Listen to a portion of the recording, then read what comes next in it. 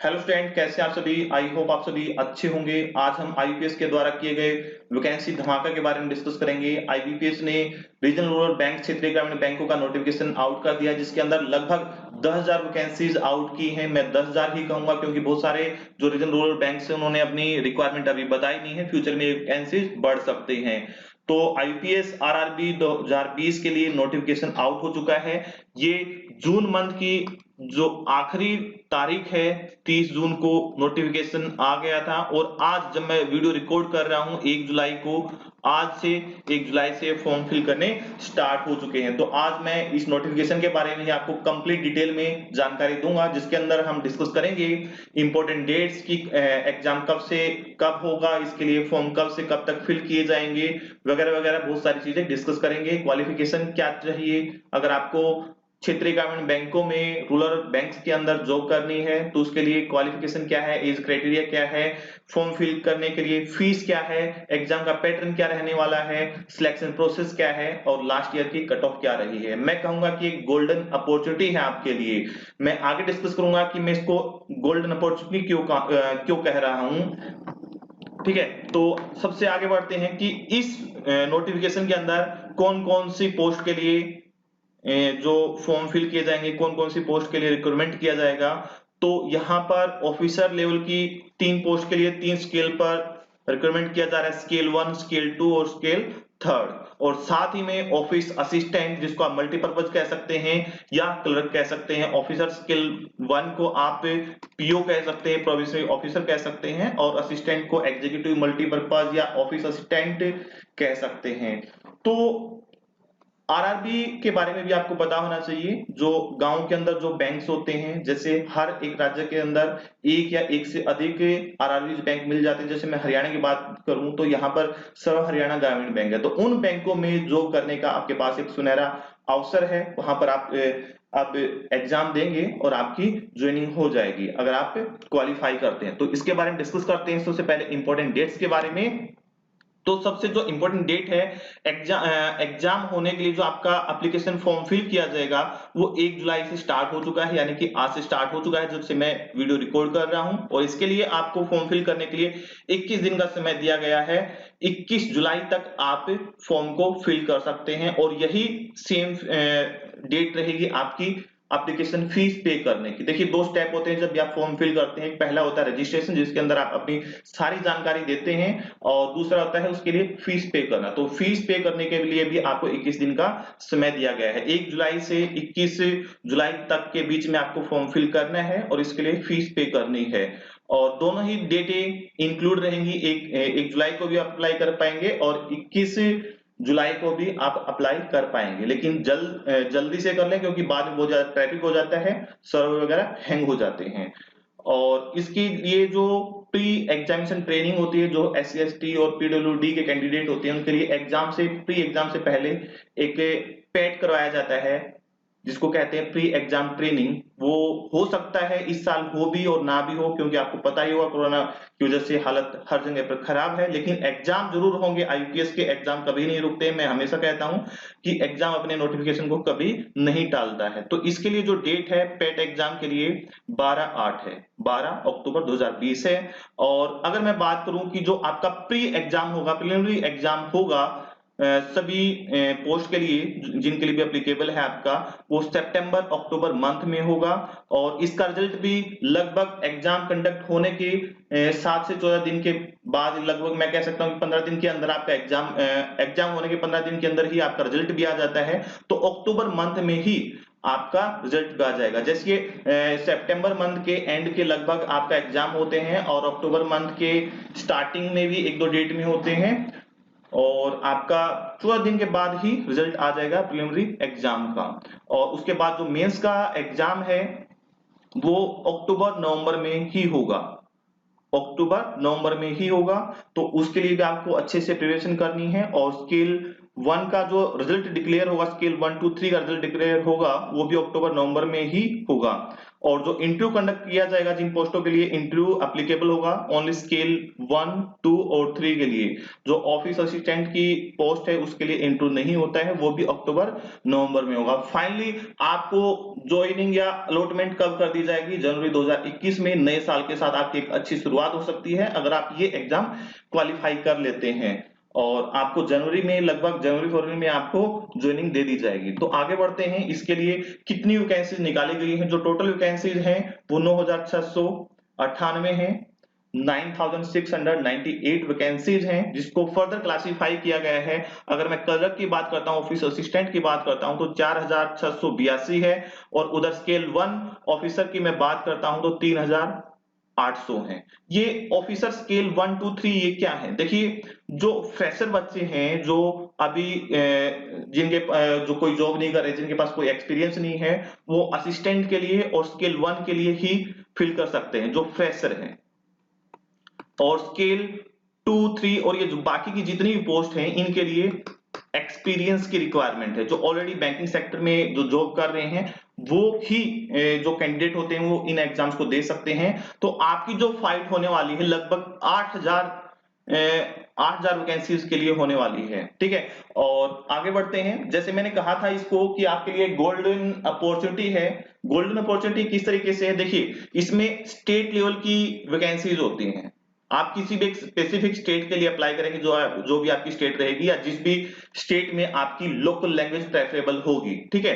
तो आप केवल एक स्टेट के लिए लड़ते हैं, उस स्टेट के, आप पूरे सेंटर में या पूरे देश के कैंडिडेट्स के साथ फाइट नहीं होती आपकी, केवल एक स्टेट। जैसे आपने हरियाणा से फिल किया है तो केवल आप हरियाणा में जिन बच्चों ने फॉर्म फिल किया है उन्हीं के साथ फाइट है। तो आपका यहाँ पर जो कंपटीशन होता है वो कम हो जाता है। प्लस बहुत सारे बच्चों की जो इंग्लिश लैंग्वेज है वो अच्छी नहीं होती है, और इंग्लिश से काफी डरते हैं, इंग्लिश सब्जेक्ट से काफी डरते हैं। तो इस एग्जाम में आपको इंग्लिश की जगह पर इंग्लिश का प्री एग्जाम में कोई रोल नहीं रहने वाला है, और मेंस एग्जाम में भी आप हिंदी अडॉप्ट कर सकते हो, हिंदी भाषा का एग्जाम दे सकते हो। तो ये आपके लिए एक गोल्डन अपॉर्चुनिटी है, क्योंकि इसके लॉकडाउन के अंदर एक आशा की किरण जगी है, आपके लिए एक नई वैकेंसी आई है, और यहाँ पर कंपटीशन भी कम है। एग्जाम का लेवल की मैं बात करूं तो एग्जाम का लेवल भी बहुत ही इजी आता है, इसलिए इसकी कट ऑफ हाई जाती है, ठीक है। तो ये मत सोचना कि इसकी कट ऑफ बहुत ज्यादा हाई है तो नहीं हो पाएगा, क्योंकि एग्जाम ही इतना बिल्कुल इजी टाइप का आता है कि बहुत जल्दी आप कर पाएंगे, और यहाँ पर इंग्लिश का भी सेक्शन नहीं रहने वाला है, ठीक है। तो आगे बढ़ते हैं, इसलिए मैं कह रहा था कि ये गोल्डन अपॉर्चुनिटी है आपके लिए और सुनहरा अवसर है, आप इसके लिए जरूर अप्लाई करें और इसके लिए जमकर प्रिपरेशन करें, काफी टाइम है, ठीक है। चलिए आगे बढ़ते हैं। एज क्राइटेरिया की मैं बात करता हूं। एज की जो कैलकुलेशन है वो आपकी जो 1/7/2020 यानी कि जब से एग्जाम के लिए फॉर्म फिल करना स्टार्ट हुआ है आज से, आज के टाइम पर क्या होनी चाहिए? जो ऑफिसर स्केल 1 है यानी कि पीओ की मैं बात करूं तो उसके लिए जो एज है वो 18 साल से ऊपर की उम्र होनी चाहिए और 30 साल से कम की होनी चाहिए। अगर मैं सीधी सिंपल लैंग्वेज में बात करूं तो आपका जो डेट ऑफ बर्थ है वो 3/7/90 से पहले का नहीं होना चाहिए, और 30/6/2002 के बाद का जो डेट ऑफ बर्थ नहीं होना चाहिए। अगर इन दोनों डेट्स के बीच में आपकी डेट ऑफ बर्थ है तो ही आप स्केल 1 का फॉर्म फिल कर सकते हैं। ध्यान देना, स्केल 1 का फॉर्म फिल कर सकते हैं। अगर आप ऑफिस असिस्टेंट का फॉर्म फिल करना चाहते हैं तो आपकी जो एज है वो 18 से 28 के बीच में होनी चाहिए, 18 से 28 के बीच में होनी चाहिए। ऐसे इसको सिंपल लैंग्वेज में देखते हैं तो आपका जो डेट ऑफ बर्थ है, आपका जो बर्थ है वो 2/7/92 से पहले का नहीं होना चाहिए, और 1/7/2002 1/7/2002 के बाद का नहीं होना चाहिए, ठीक है। इन दोनों डेट के पर भी होगा तो आप इलिजिबल होंगे, इन दोनों डेट पर भी होगा तो आप इलिजिबल होंगे एग्जाम देने के लिए। तो आपको एज का क्राइटेरिया तो समझ में आ गया होगा। और अगर इससे ज्यादा आपकी एज है, 28 से ज्यादा की एज है, 30 से ज्यादा की एज है, और आप SC ST या PWD या अदर एक्स सर्विसमैन की कैटेगरी से आते हैं, जो आपको रिलैक्सेशन मिलता है आपके सर्टिफिकेट के अकॉर्डिंग, वो तो आपको मिलेगा ही। जैसे किसी को 3 का, किसी को 5 का, किसी को 10 साल का मिलता है, तो वो तो आपको मिलेगा ही, तो उसको डिस्कस करने की जरूरत नहीं है। प्लस जो स्केल थर्ड है और स्केल सेकंड है, ये एक्सपीरियंस से जो ऑलरेडी बैंकिंग सेक्टर में जो जॉब कर रहे हैं बंदे, उनके लिए होता है, तो उनको ऑलरेडी ये चीजें पता होती हैं, तो इसको ज्यादा हम डिस्कस नहीं कर रहे हैं। जो मेन फ्रेशर कैंडिडेट्स के लिए जॉब होती है, हमारा मकसद है उनको जानकारी पहुंचाना। आगे बात करते हैं क्वालिफिकेशन की। तो इसके लिए क्वालिफिकेशन ऑफिस असिस्टेंट के लिए और ऑफिसर स्केल 1 के लिए जो आपकी क्वालिफिकेशन है वो ग्रेजुएशन है। आप किसी भी स्ट्रीम में ग्रेजुएशन होने चाहिए, इससे कोई फर्क नहीं पड़ता कि आपने रेगुलर की है, डिस्टेंस से की है या ओपन यूनिवर्सिटी से की है, और उसमें परसेंटेज भी कितनी है उससे कोई फर्क नहीं पड़ता, चाहे आपकी 34 33% हो या 80+% हो, आप एलिजिबल होंगे। इसके लिए कोई भी एक्सपीरियंस की रिक्वायरमेंट नहीं है, बस आपके पास एक डिग्री होनी चाहिए, एक ग्रेजुएशन की डिग्री होनी चाहिए, बैचलर डिग्री होनी चाहिए। और यहाँ पर जो कंप्यूटर की नॉलेज है वो डिजायरेबल है, मैंडेटरी नहीं है, ठीक है। वर्क एक्सपीरियंस जो कंप्यूटर में है वो आपको हल्का फुल्का आना चाहिए, लेकिन कहीं पर भी सर्टिफिकेट की डिमांड नहीं की गई है। और कोशिश करो कि आपको पहले से ही एमएस वर्ड वगैरह, एमएस माइक्रोसॉफ्ट ऑफिस वगैरह आता हो और इंटरनेट वगैरह अच्छे से यूज करना आता हो, क्योंकि इनके बिना आज के टाइम में जीवन संभव नहीं है। आगे बढ़ते हैं एप्लीकेशन फीस के बारे में। इस साल एप्लीकेशन फीस बढ़ा दी गई है। जो SC ST PWD कैंडिडेट्स हैं उनके लिए फीस ऑफिसर स्केल 1 और ऑफिस असिस्टेंट के लिए, दोनों के लिए सिमिलर है, वो 175 है। पिछले साल ये 100 थी, लेकिन अब 75 रुपीज इंक्रीज कर दिया गया है। वहीं जो जनरल कैटेगरी के कैंडिडेट्स होते हैं उनके लिए भी फीस इंक्रीज करके 850 कर दी गई है, 850 रुपए कर दी गई है। ये लास्ट ईयर 600 थी। जो फीस में इंक्रीज हुई है, जो फीस इंक्रीज हुई है, ये कोविड-19 की वजह से हुई है। कोविड-19 की वजह से आपके लिए स्पेशल अरेंजमेंट करने पड़ेंगे एग्जाम कंडक्ट कराने के लिए, आपको अलग से बहुत सारी सुविधाएं प्रोवाइड कराई जाएगी एग्जाम के दौरान, और उनको भी काफी एक्स्ट्रा एक्सपेंसेस करने पड़ेंगे आईपीएस को, तो इसलिए थोड़ा सा फीस को इंक्रीज किया गया है। ये आपके लिए ही किया गया है।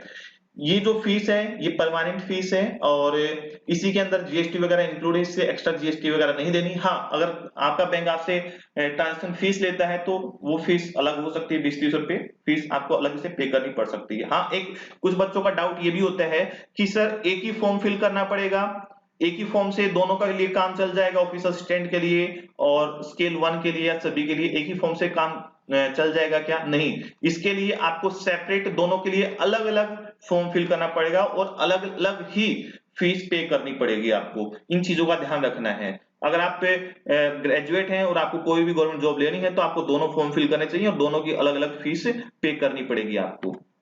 आगे बढ़ते हैं, एग्जाम का पैटर्न क्या रहने वाला है। एग्जाम का जो पैटर्न है आरआरबी का, वो पहले प्रीलिम एग्जाम होगा स्कैनिंग के लिए बस, और फिर मेंस का एग्जाम होगा, और जिन पोस्ट के लिए इंटरव्यू अप्लीकेबल है उनके लिए इंटरव्यू होगा। जैसे मैं बात करूं, प्री एग्जाम होगा जो आपका ऑफिस असिस्टेंट के लिए भी होगा और स्केल 1 के लिए भी होगा, जो प्री एग्जाम है। उसके बाद मेंस का एग्जाम होगा।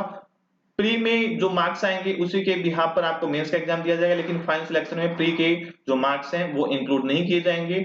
और ऑफिस असिस्टेंट के लिए इंटरव्यू नहीं होगा, स्केल 1, स्केल 2 और स्केल 3 की पोस्ट के लिए इंटरव्यू होता है। तो इन चीजों का आपको ध्यान रखना है। No interview is required after the mains exam to selected for the post of office assistant. इसका मतलब यही है, ऑफिस असिस्टेंट के लिए इंटरव्यू नहीं होगा, बस आप प्री और मेंस क्वालिफाई कीजिए और आप ऑफिस असिस्टेंट की जॉब पा सकते हैं। और वहीं जो स्केल 1 के लिए अप्लाई करेंगे उनको इंटरव्यू भी देना पड़ेगा, प्री मेंस और इंटरव्यू। प्री सिर्फ स्कैनिंग के लिए होता है कि जो फालतू के कैंडिडेट होते हैं वो एक साइड हो जाए, और जो क्रीमी लेयर होती है उनका एक अलग से जो मेंस एग्जाम है वो कंडक्ट कराया जाता है। मेन मकसद यही होता है।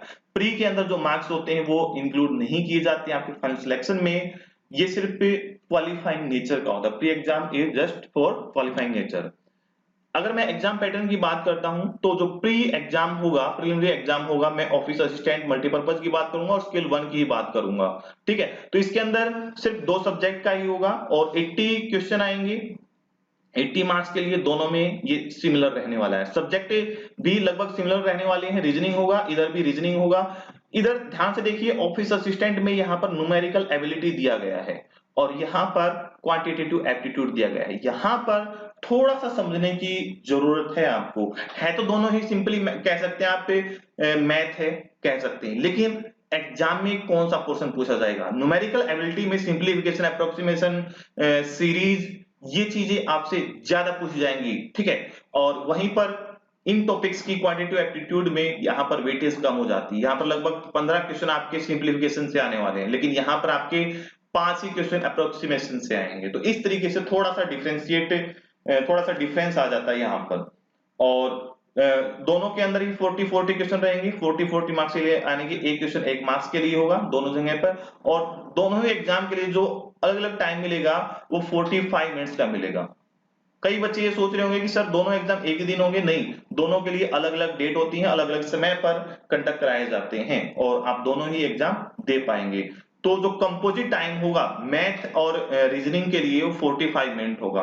45 मिनट के अंदर आपको 80 क्वेश्चन अटेम्प्ट करने हैं। 45 मिनट के अंदर आपको 80 क्वेश्चन अटेम्प्ट करने हैं और इनका कोई इंडिविजुअल सेक्शनल टाइमिंग नहीं दी गई है। कुछ एग्जाम्स में सेक्शनल टाइमिंग भी होता है कि मैथ के लिए इतने मिनट मिलेंगे और रीजनिंग के लिए इतने मिनट मिलेंगे। और यहाँ पर सबसे बेहतरीन बात यह है कि बाकी के जो आईपीएस के एग्जाम देते हैं आप, बाकी के उसमें यहाँ पर इंग्लिश भी होती है, लेकिन यहाँ पर इंग्लिश नहीं है। सिर्फ आपको 2 ही सब्जेक्ट के लिए पढ़ना है।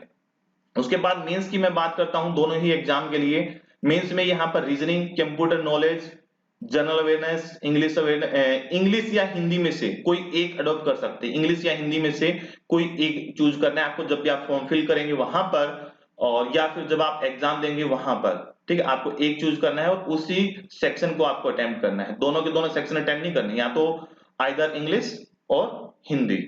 और इसी तरीके से फिर यहाँ पर न्यूमेरिकल एबिलिटी है। यहाँ पर सिंप्लीफिकेशन और डीआई का सबसे ज्यादा इंपॉर्टेंस रहने वाला है। और उधर स्केल 1 की बात करता हूँ, सारी चीजें सेम है। यहाँ पर न्यूमेरिकल एबिलिटी की जगह पर क्वांटिटेटिव एप्टीट्यूड आ जाता है। मतलब ये है यहाँ पर डीआई ज्यादा पूछी जाएंगी और लेवल अच्छा रहेगा यहाँ पर, ठीक है। क्वेश्चंस की मैं बात करता हूँ तो 40 क्वेश्चन होंगे रीजनिंग के 50 मार्क्स के लिए, और 40 क्वेश्चन होंगे कंप्यूटर के 20 मार्क्स के लिए। जनरल अवेयरनेस के अंदर मोस्टली आपके करंट अफेयर आएंगे और बैंकिंग से जुड़े हुए क्वेश्चन पूछे जाएंगे, जिनकी ऑलरेडी मैंने वीडियो यहाँ पर यूट्यूब चैनल पर अपलोड की हुई है, वो आप वॉच कर सकते हैं, ठीक है। जो जनरल अवेयरनेस होगी 1 मार्क्स के लिए 1 क्वेश्चन का 40 क्वेश्चन होंगे। हिंदी या इंग्लिश दोनों में से कोई एक सेक्शन अटेम्प्ट करना है तो 40 क्वेश्चन इधर रहने वाले हैं। और न्यूमेरिकल एबिलिटी में भी आपके क्वेश्चन 40 रहेंगे, 50 मार्क्स के लिए रहेंगे। और सेम पैटर्न यहाँ पर है आपका ऑफिसर स्केल 1 में। और इन एग्जाम्स के लिए जैसे असिस्टेंट का एग्जाम देंगे या आप स्केल 1 का एग्जाम देंगे, इसके लिए 2 आवर यानी कि 120 मिनट आपको टोटल मिलेंगी, कंपोजिट होंगी। सेक्शनल टाइम डिवाइड नहीं होगा, सेक्शनल टाइम डिवाइड नहीं होगा। आई होप आपको ये एग्जाम पैटर्न समझ में आया होगा। प्री एग्जाम पहले प्री एग्जाम होगा, फिर मेंस एग्जाम होगा। अगर आप मेंस भी क्वालिफाई कर लेते हैं तो उसके बाद आपका स्कोर, जो मेंस का स्कोर होगा, उसके बिहाफ पर आपका ऑफिस असिस्टेंट के अंदर सिलेक्शन हो जाएगा। और the marks obtained only in the mains exam will be considered for the final merit list. और ऑफिस असिस्टेंट में जो सिलेक्शन होगा आपका मेंस के एग्जाम के बिहाफ पर होगा। अगर आप स्केल 1 के लिए एप्लीकेबल हैं तो आपको मेंस का एग्जाम जो कंडक्ट कराया जाएगा उसको कंसीडर किया जाएगा, प्लस आपका इंटरव्यू होगा। इंटरव्यू जो होगा ऑफिस असिस्टेंट के लिए नहीं होगा, मैं बार बार आपको बता रहा हूं, स्केल 1 2 3 के लिए ही होगा। और जो इंटरव्यू के मार्क्स होंगे वो 100 मार्क्स होंगे। 100 मार्क्स के लिए आपका इंटरव्यू लिया जाएगा आपसे।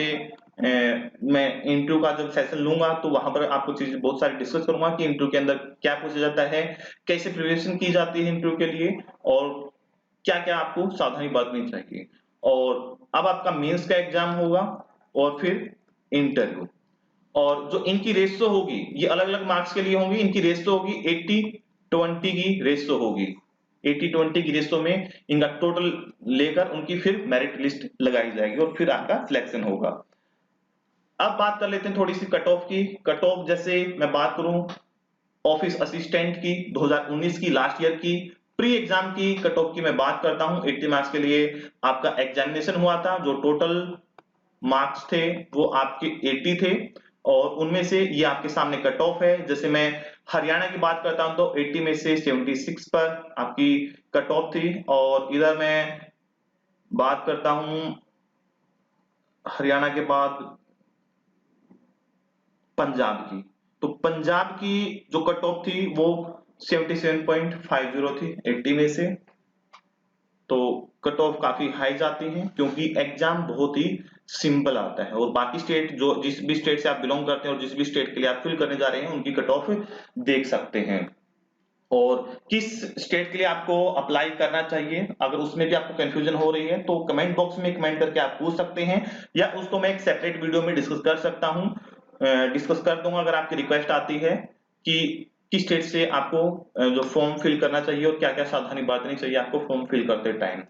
और यहीं पर मैं जो आरआरबी पीओ के लिए यानी स्केल 1 के लिए जो एग्जाम हुआ था, और ये जो कट ऑफ के मार्क्स मैं डिस्कस कर रहा हूँ ये जनरल कैटेगरी के स्टूडेंट्स के लिए, स्टूडेंट्स की जो कट ऑफ है वो कर रहा हूँ, जो SC ST PWD है इससे थोड़ी सी नीचे रहती है। तो स्केल 1 के लिए जो कट ऑफ रही थी 2019 के अंदर वो भी देख लेते हैं। हरियाणा की 64 रही थी 80 में से, और इधर पंजाब की 63 रही थी 63.50। इसी तरीके से जिस भी स्टेट से आप बिलोंग करते हैं वो आप यहाँ पर देख सकते हैं। ओडिशा की 55.75, और कर्नाटका की 46.25, और त्रिपुरा की 37, आई थिंक ये सबसे कम ही होगी त्रिपुरा की 37.50।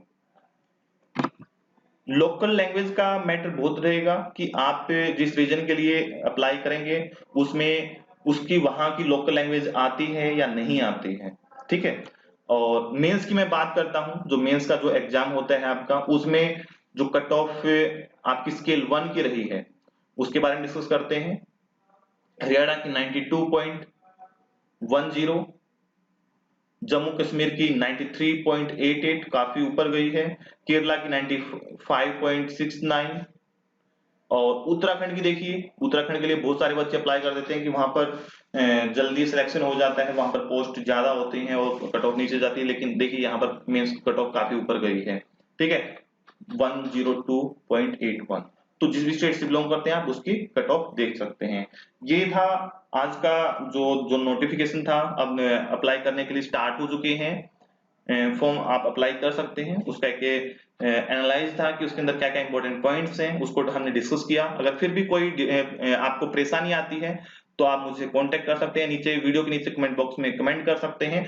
और आप हरियाणा से बिलोंग करते हैं और कहीं से बिलोंग करते हैं और हमारे यहाँ पर कोचिंग लेना चाहते हैं, हमारा जो ब्रांच है कैरियर पावर कोचिंग इंस्टीट्यूट की वो सोनीपत के अंदर है। आप किसी अदर ब्रांच में भी ज्वाइन कर सकते हैं, अगर आप हमारे नियर बाय हैं तो हमारे नियर बाय भी ज्वाइन कर सकते हैं। सोनीपत के अंदर हमारी ब्रांच है, ये यहाँ पर एड्रेस दिया गया है। कोई भी आपको डाउट है, कुछ पूछना है तो ये कॉन्टेक्ट नंबर है, ये मेरा पर्सनल कॉन्टेक्ट नंबर है, ये हमारे ऑफिस का नंबर है, ये हमारे ऑफिस की मेल आईडी है।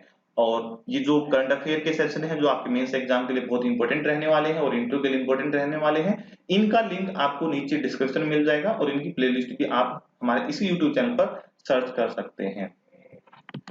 आपसे काफी अच्छा लगा आपके साथ डिस्कस करके। कोई भी डाउट है तो नीचे कमेंट बॉक्स में छोड़ सकते हैं। Thank you, have a nice day.